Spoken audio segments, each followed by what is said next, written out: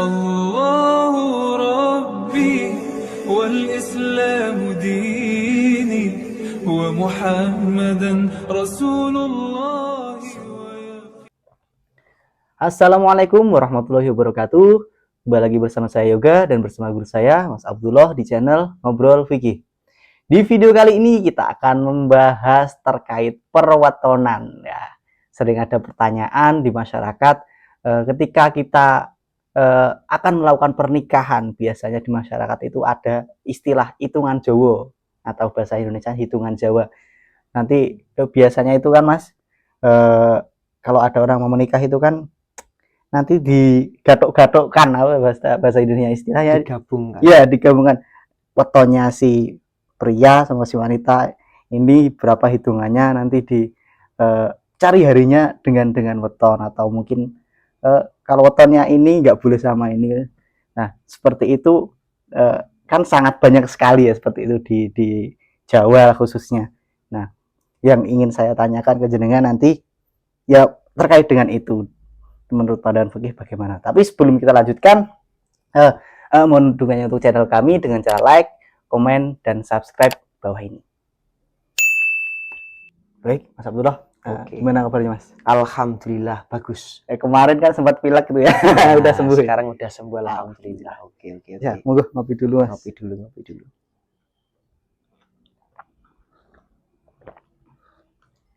Sambil ngerokok nih juga boleh. Ya, siap. Yang ngerokok dulu aja ya. Masalah yang tadi Mas. Iya. Saya udah katakan tadi di awal, di Jawa itu kan banyak ya, kalau mau nikah terus dihitung wetonnya dulu untuk cari hari. Biasanya untuk cari hari atau untuk menentukan kecocokan. Tapi yang sering saya lihat itu untuk mencari hari untuk pernikahan. Untuk mencari hari pernikahan itu biasanya kalau di Jawa nanti wetonnya si mempelai pria hari apa, kan ada hitungannya kalau di Jawa itu. Hitungan Jawa. Iya, jumlahnya kalau weton ini terus weton ini. Nah, itu digunakan untuk mencari hari yang baik untuk menikah. Nah, kalau untuk menentukan hari dengan metode seperti itu, menurut pandangan fikih bagaimana? Dan cara yang paling benar untuk menentukan hari menurut pandangan fikih seperti apa? Apakah memang seperti itu juga boleh dan baik, atau ada yang lebih baik lagi menurut pandangan fikih? Seperti itu. Terima kasih. Assalamualaikum warahmatullahi wabarakatuh. Waalaikumsalam. Bagus sekali. Pada kesempatan malam hari ini kita akan mengoreksi ataupun memberikan jawaban terkait pertanyaan yang masuk. Bagaimana ketika seseorang itu melaksanakan sebuah pernikahan, akan tetapi di situ adat Jawa itu masih kental. Dengan kata lain biasanya menggunakan perhitungan hari. Weton disamakan dengan weton, hitungannya berapa, kemudian di situ disatukan. Ketika di situ terjadi kecocokan ya lanjut. Karena kalau tidak terjadi kecocokan maka di situ mundur seperti itu. Oke. Nah, pada kesempatan malam hari ini Mas Yoga, kita akan membahas terkait hubungannya dengan pandangan fikih ya. Jadi perlu digarisbawahi bahwa bulan-bulan yang sudah diciptakan oleh Allah Subhanahu wa Ta'ala yang ada di bumi ini itu sebenarnya mulia. Bagus semuanya. Jadi dengan kata lain, tidak ada larangan sedikit pun untuk melaksanakan sebuah pernikahan baik di bulan apa saja. Nah, tidak ada larangan di bulan apa saja. Ini pandangan fikih loh ya. Tidak ada larangan. Cuman kalau kita itu lebih eksklusif, dalam arti kalau kita itu menggunakan pandangan fikih, kalau kita melihat lebih utama itu ada. Jadi untuk melaksanakan sebuah pernikahan dengan berbagai macam bulan itu diperbolehkan. Tapi kalau kita mencari dari 12 bulan yang kita ketahui, lebih bagusnya kita melaksanakan akad nikah itu pada bulan apa? Itu ada kata-kata afdol yang kita laksanakan di situ. Yang lebih baiknya itu dilaksanakan pada bulan apa? Itu seperti itu. Nah, agar kita lebih secara rekomendasi kitabnya itu juga ada, maka kita tidak cuma sebatas berbicara dan Iya. ngopi saja. Kita kembali seperti semula bahwa kita itu ngaji bareng pada kesempatan malam hari ini, maka kita juga harus berekomendasikan terhadap dasar kitab agar kita ngajinya itu terarah. Ya. Oke, maka pada Intinya kesempatan tidak malam boleh hari- berpendapat sendiri Ya, mungkin dari teman-teman sekalian nanti saya utarakan pendapatnya. Kalau memang dari para pemirsa semuanya ada rekomendasi kitab yang lain yang mendasari, kita malah jauh lebih bagus untuk melengkapi jawaban Betul, kita. betul, Oke. betul. Langsung kita bacakan Mas Yuga ya. Oke. Mempercepat. Pada kesempatan malam hari ini saya mengambil rekomendasi dari kitab karangan Kiai Haji Hasyim Asy'ari, Ya, pendirian itu pendiri Nahdlatul Ulama. terkenal sekali. Kiai Haji Hasyim Asy'ari, pendiri Nahdlatul Ulama, itu mengarang kitab, namanya kitab adalah, dikatakan di sini kitabnya adalah Dhaul Misbah fi Bayani Ahkamin Nikah. Kitab ini khusus menerangkan terkait dengan penjelasan beberapa hukum terkait dengan hubungannya pernikahan. Langsung pada poinnya Mas juga, pada kesempatan malam hari ini akan saya buka, yaitu kitab Dhaul Misbah fi Bayani Ahkamin Nikah, yaitu halaman 8. Dikatakan di sini, al-ashiratu as-sunnatu ayyan wa bin nikah ittiba'an sunnati Rasulillahi sallallahu alaihi wasallam wa sauna dinihi wa talabal waladi wa sairul fawaidil lati zakarnaha. Jadi saya utarakan mulai dari awal ya Mas, biar nanti kita juga tahu, biar lebih detail.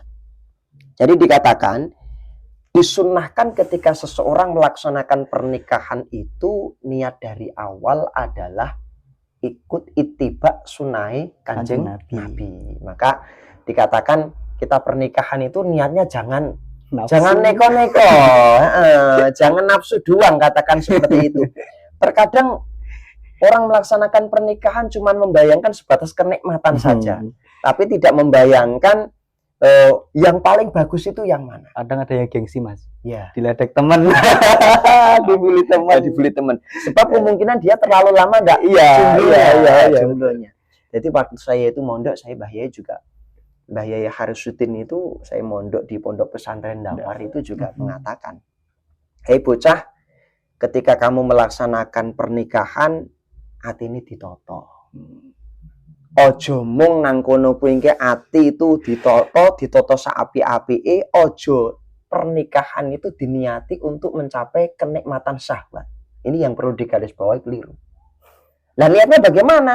Niat dari awal bahwa kita itu mengikuti terhadap sunnahnya Rasul. Kanjeng Nabi melaksanakan sebuah pernikahan, maka kita nikah mengikuti ittiba kepada Nabi Muhammad. Itu garis bawahnya seperti itu Mas Yuga.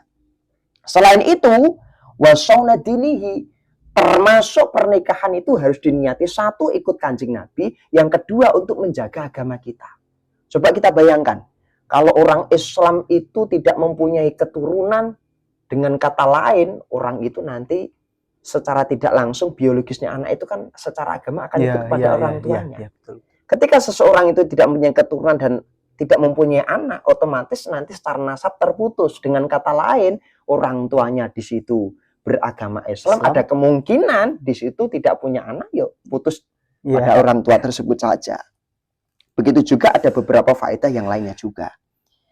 Nah, dikatakan juga, wa innama yusabu alaihi in qasada bihi ta'atun min nahwi ifatin awaladi sholihin. Dan perlu digarisbawahi bahwa seseorang melaksanakan sebuah pernikahan itu untuk menjaga nafsu kita terhadap orang-orang yang memang di situ bukan haknya kita, bukan mahramnya. Ya, bukan mahramnya. Coba kita bayangkan, ketika panjenengan kemarin kok belum melaksanakan pernikahan, di jalan ketemu dengan cewek-cewek yang cantik, mungkin di situ kan juga gak melirik, gak melirik dan lain sebagainya lah. Tapi sekarang ketika panjenengan sudah beristri, otomatis kan akan terjaga, akan terjadi. Begitu juga awalatin sholihin, pernikahan itu juga kita mempunyai harapan agar kita diberikan anak yang soleh. Nah, poinnya dikatakan di sini, hubungannya dengan permasalahan itu langsung ini saya terangkan lebih detail sekalian. Tadi panjenengan mengatakan hari-hari yang afdol, tapi ini akan diterangkan lebih jelas lagi. Wa ayyakuna al-aqdu fil masjidi. ini hubungannya malah lebih detail lagi Mas Yoga. Jadi melaksanakan pernikahan itu kan dimanapun tempat sebenarnya di situ kan boleh. Terkadang kalau tradisi di masyarakat kita, pernikahan di situ opsinya ada dua. Kalau tidak di rumah, biasanya kan di KUA. Ya. Tapi sebenarnya kalau melihat dari dasarnya kitab ini, afdolnya pernikahan itu dilaksanakan akadnya, yaitu di dalam masjid. Ini yang bagus Mas Yoga. Yang bagus seperti itu. Terus apakah di situ di rumah maupun di KUA enggak boleh? Boleh. Hanya saja kalau kita mencari afdal, maka tempat yang afdal adalah di dalam masjid. Nah, rekomendasi ini didasarkan pada apa? Ini didasarkan pada hadisnya Siti Aisyah, yaitu hadis marfu. Dikatakan a'linu hadzan nikah waj'aluhu fil masajid. Laksanakanlah nikah, dan nikah itu kamu sebarluaskan biar orang itu nanti tahu. Dan lebih bagusnya tempat untuk melaksanakan akad nikah adalah di dalam masjid. Itu ya Mas ya, itu tempat ya itu ya. Lanjutannya lagi, wa fi yaumil jum'ati fi awalin nahar. Melaksanakan pernikahan itu juga satu tempatnya di situ di masjid. Harinya dalam satu minggu itu perputarannya ada 7 hari. Pasti ada hari yang kita pilih ketika kita melaksanakan sebuah pernikahan. Dia ada hari yang paling baik. Nah, hari yang paling baik di sini dikatakan adalah harinya hari Jumat. Maka dikatakan hari Jumat itu Sayyidul Ayam. Bendorone dino, katakan hari yang lebih mulia daripada hari yang lainnya. Apakah hari yang lain itu jelek? Yo bagus. Tidak boleh, boleh. Hanya saja kalau kita mencari afdal, maka akad nikahnya di situ dilaksanakan pada harinya hari Jumat. Dan hari Jumat pun di situ masih dikatakan lagi fi awalin nahar. Hari Jumat itu dilaksanakan pada permulaannya munculnya matahari. Dan katanya pagi hari.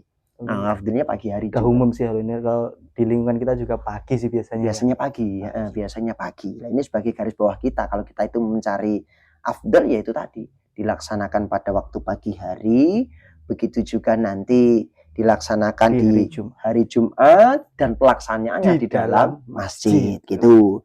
Nah, pada pagi hari ini juga didasarkan pada hadis masyhur, dikatakan Allahumma barik li ummati fi bukurihim. Ya Allah, semoga kau memberikan berkah terhadap umatku. Ini perkataan Kanjeng Nabi. Fi bukurihim, dalam kondisi pagi hari yang dilaksanakan oleh umatku. Seperti itu. Itu hubungannya dengan ini ya Mas. Satu hubungannya satu dengan hari, dua dengan tempat, yang ketiga tadi dengan waktu pagi hari. Nah, selanjutnya bulan. Sekarang pada bulannya. Bulan itu yang bagus apa? Dikatakan di sini wa fi syawalin haitsu amkana fihi wa fi ghairihi ala sawa. Bulan yang paling afdol untuk melaksanakan pernikahan di dalam kitab ini dikatakan yaitu bulannya adalah bulan Syawal. Lah, kenapa kok didasarkan pada bulan Syawal? Ini itibarnya ikut pada Kanjeng Nabi. Jadi Kanjeng Nabi itu melaksanakan pernikahan dengan Siti Aisyah itu dilaksanakan pada bulannya adalah bulan Syawal. Jadi perlu digarisbawahi ketika kita melaksanakan pernikahan, panjenengan menjodohkan siapa dengan siapa, atau panjenengan ditanya seseorang pernikahannya itu dilaksanakan pada bulan Syawal, orang itu perlu dikasih tahu bahwa ini merupakan ittiba Nabi. Nabi melaksanakan pernikahan dengan Siti Aisyah dilaksanakan pada bulannya bulan Syawal. Jadi sebatas Syawal ya. Kok cerdas sekali ya. Kemarin udah ngaji Pak belum? Udah. Makanya berani banget. Cerdas berarti ditengeri ngaji. Lanjut ya ya. Oke, sambil ngopi aja lanjut. Oke. Tak ngopi dulu juga. Kayaknya masih panjang. Oke, masih lanjut lagi nih Mas Yuga. Dikatakan lagi, fa in wujida sababun nikah fi ghairihi fa'alahu. Dikatakan oleh Mbah Hasyim Asy'ari, ketika seseorang itu melaksanakan pernikahan pada bulan Syawal kok kenyataan tidak bisa dikarenakan ada sebab-sebab yang lain, ingin melaksanakan pernikahan di selain daripada bulan Syawal, ya laksanakanlah, enggak apa-apa. Enggak apa-apa. Bisa digarisbawahi ini. Nah, terus lanjut lagi. Wasah at-targhib fi safar aidon. Dan dikatakan juga, diperbolehkan juga, disahkan juga ketika seseorang itu melaksanakan nikah tidak cuman di bulannya bulan Syawal, akan tapi dikatakan di sini adalah bulannya bulan Safar. Bulan Safar. Kenapa dikatakan diperbolehkan melaksanakan nikah pada bulan Safar? Dikatakan di sini rawa Az-Zahri anna Rasulullah sallallahu alaihi wasallam zawaja ibnatahu Fatimata Aliyan. Dikatakan di sini bahwa Kanjeng Nabi itu menikahkan putrinya tercinta yang namanya Fatimah Zahra, dinikahkan dengan Sayyidina Ali. Itu pernikahannya dilaksanakan pada bulannya bulan Safar. Dilaksanakan pada bulan Safar. Itu tidak cuma itu saja, Kanjeng Nabi pun melaksanakan pernikahan dengan Khadijatul Kubro. Khadijatul Kubro ini pernikahannya Kanjeng Nabi juga dilaksanakan pada bulannya bulan Safar. Padahal kayaknya ada cerita dulu saat Kanjeng Nabi menikah itu bulan Safar, katanya bulan kosong. Iya. Ini tahu sejarahnya. Iya. Ini. Jadi perlu digarisbawahi para pemirsa semuanya. Sufrun itu maknanya kosong. Kenapa kok bulan Safar itu dimaknani kosong ya Mas Yoga ya? Gini, itu ada sejarahnya. Orang jahiliyah dulu itu menganggap kalau bulan Safar itu adalah bulan yang di situ sial. Ya. Bulannya sial. Berhubung itu dikatakan bulan yang sial, maka orang jahiliyah pada waktu itu sering melaksanakan keluar rumah, meninggalkan pekarangannya, meninggalkan kotanya. Dia keluar dari rumahnya, dari kotanya untuk berdagang dan untuk menghindari kesialan itu tadi. Padahal sebenarnya Safar itu bukan termasuk sial. Maka untuk memutus mata rantai bahwa orang beranggapan kalau bulan Safar itu adalah sial, maka Kanjeng Nabi membuat sebuah paradigma baru. Paradigmanya bagaimana? Untuk memutus semuanya itu, Kanjeng Nabi melaksanakan menikahi terhadap Khadijah, Sayyidah Khadijah, begitu juga menikahkan anaknya yaitu Fatimah dengan sahabat Ali, dilaksanakan yaitu pada bulannya bulan Safar. Nah itu setelah berkembangnya waktu, kemudian Kanjeng Nabi melaksanakan beberapa tradisi yang dilaksanakan pada waktu bulan Safar, akhirnya orang jahiliyah di situ keyakinannya mulai berubah. Akhirnya di situ Safar itu tidak dikosongkan lagi, sehingga tradisi nikah justru malah itu, sunnah ya, malah sunnah lebih baik itu. Nah itu gitu Mas Yoga. Jadi dulu cara Nabi untuk menunjukkan bahwa tradisi itu salah, tidak langsung menyalahkan, ya betul, tapi memberi contoh. Justru Nabi melakukan di bulan tersebut. Kanjeng Nabi itu bijaksana Mas di dalam melaksanakan setiap perkara. Jadi tidak langsung dirubah total. Kita tahu tradisi orang dahulu itu ketika dirubah total, otomatis orang juga akan berontak. Justru memerangi. Justru memerangi. Dan Islam itu tidak, secara dakwahnya memang tidak seperti itu. Tidak keras. Coro orang Jawa itu mengatakan cekelo iwae, gole ono iwae, tapi ojo ngasih butek banyune. Ya, menarik. Oke. Jadi intinya tangkap ikannya, tapi jangan sampai keruh airnya. Oke. Seperti itu. Monggo dilanjut lagi untuk bulan tadi. Seperti itu. Nah kemudian dikatakan di sini, lanjut selainnya bulan Safar, terkadang ada tradisi di masyarakat itu orang tidak berani menikahkan terhadap anaknya ketika bulannya bulan Asyura. Asyura itu kalau bahasa Arabnya adalah bulannya adalah bulan Muharram. Bulan Muharram. Nah mungkin pertanyaannya, apakah memang betul bulan Muharram itu tidak diperbolehkan menikahkan terhadap anak-anaknya? Sebenarnya itu boleh. Hanya saja kita takziman wa ikraman terhadap zuriyahnya Nabi. Pada waktu bulan Asyura itu terjadi peristiwa berdarah, yaitu namanya Perang Karbala itu tadi. Perang Karbala. Yang di situ melibatkan Yazid bin Muawiyah. Dia mengutus terhadap pasukannya untuk memerangi terhadap sahabat Husain. Ya, Sayyid sahabat Husain. Sayyid Husain. Akhirnya Sayyid Husain itu putune Kanjeng Nabi. Iya, Dia meninggal dan meninggalnya tragis itu. Tragis sampai Dipenggal, kepalanya iya. itu dipenggal. Sampai kepalanya dipenggal. Ini luar biasa. Zuriyahnya Nabi banyak yang meninggal pada waktu itu. Nah, berhubung banyak yang meninggal, akhirnya sampai sekarang itu sebenarnya itu takziman bela wa sungkawa, ikraman, bela sungkawanya kita terhadap zuriyahnya Nabi. Maka tradisi itu berkembang Kita tidak boleh melaksanakan nikah pada waktu bulan Muharram. Sebenarnya nggak ada Iya, larangan, iya, cuma iya. takziman wa ikraman gitu tadi. Takziman wa ikraman itu karena tadi. menikah itu kan identik dengan pesta. Nah, betul. Identik dengan Ya. pesta. Jadi pernikahan itu identiknya dengan senang-senang. Iya. Maka kan secara tidak langsung Cara etika kan. etika nggak bagus. Masa kita bersenang-senang di atas penderitaan lah. Bahkan penderitaan Kanjeng Nabi Kanjeng ya. Nabi, ya. begitu juga keturunan yang ketika dibunuh pada keluarga waktu di Kanjeng Perang Nabi Karbala. Berbela-sungkawa, kita justru melakukan pesta kan. Ya, sangat itu tidak seperti itu. beretika sekali. Iya. Jadi memang nggak ada larangan, tapi secara etika memang di situ kurang beretika. Jadi perlu digarisbawahi seperti itu. Terus yang terakhir Mas Yoga, kita hubungkan dengan perwetonan itu tadi, gitu ya. Iya. Apakah perwetonan di situ nanti diharamkan? Ya enggak juga.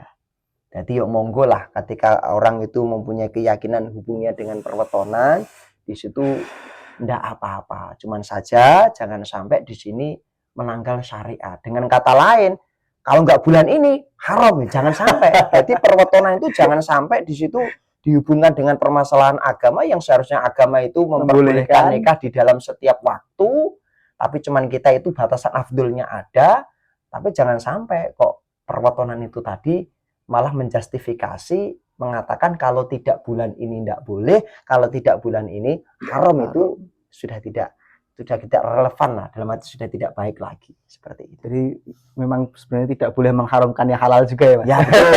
Ya betul. Dan juga tidak boleh menghalalkan yang haram tentunya. Ya betul. Terus gini Mas juga, ada pendapat lagi dikatakan di dalam sebuah pendapat kitab itu begini, dari Mufti Al-Azhar, Syekh Atiyah itu mengatakan seperti ini.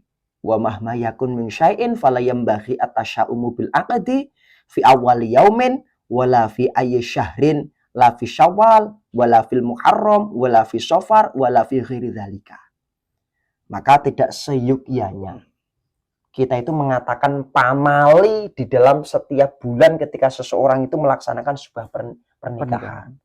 Jadi pamali sekali, ngarani bulan ini tidak bagus, bulan ini tidak bagus, bulan ini tidak bagus. Padahal secara syariat agama tidak ada larangan. Iya. Tidak ada larangan. Maka dengan kata lain, kita pun tidak boleh menjustifikasi ataupun kita memberikan arahan tidak boleh nikah pada bulan ini, pada bulan ini. Sebenarnya semua bulan itu bagus menurut pandangan Islam, menurut pandangan fikih. Hanya saja kalau kita koreksi, ada yang lebih afdal. Seperti itu Mas Gaya. Oke, jadi ini saya kira sudah sangat menjawab sekali. Jadi intinya teman-teman, untuk mencari hari menggunakan weton itu tidak haram ya Mas, tidak haram. Hanya saja menurut pandangan fikih juga ada hari-hari, bulan atau waktu yang lebih baik menurut pandangan fikih. Kalau teman-teman ingin menggunakan adat Jawa juga tidak apa-apa. Kita juga orang Jawa sebagai umat Islam yang hidup di tanah Jawa juga hormat dengan adat Jawa. Seperti itu ya Mas. Ya, tapi garis bawahnya tadi tidak boleh menjustifikasi kalau ini bulan tidak baik, itu Iya. Apalagi sampai kalau nggak di bulan ini nggak sah nikahnya, wah parah itu. Parah. Bahkan di sini pun juga kita tidak dianjurkan di bulan Muharram ya Mas. Tidak dianjurkan. Tapi juga tidak boleh mengatakan tidak boleh juga. Tidak boleh mengatakan di bulan Muharram tetap boleh, hanya saja kita tidak beretika ketika keluarga Nabi berbela-sungkawa. Oke, siap. Mungkin cukup Mas. Sudah cukup untuk pembahasan hari-hari yang baik dan pembahasan terkait perwetonan apakah boleh atau tidak. Saya kira sudah menjawab pertanyaan teman-teman semua. Mungkin ada yang bingung, pasti banyak. Saya yakin pasti banyak karena itu sangat banyak sekali di lingkungan kita Mas. Sangat banyak sekali. Oke, mungkin cukup untuk video kita kali ini.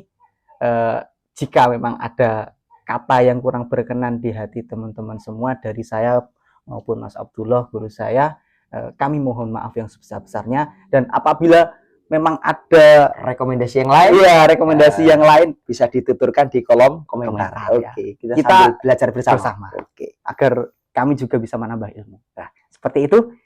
Jangan lupa juga untuk share video ini ke keluarga, teman-teman atau saudara kalian agar bisa menjadi amal jariah juga untuk teman-teman, yaitu berbagi ilmu.